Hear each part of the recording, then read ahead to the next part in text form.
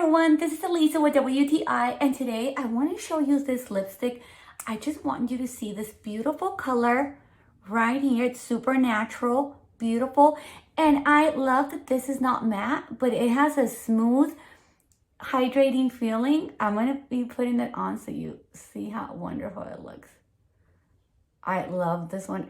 I use it for daily use since it's super natural and hydrating. I used to wear matte all the time, but right now with the winter, it's kind of hard. So I want you to check this one out.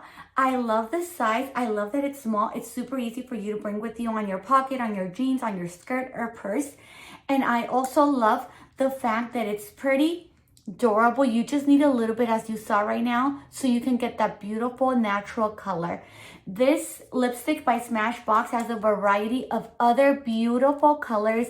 I love everything about it, and I know you will too. And this is the perfect color for this fall winter. I highly recommend, and that is my point of view.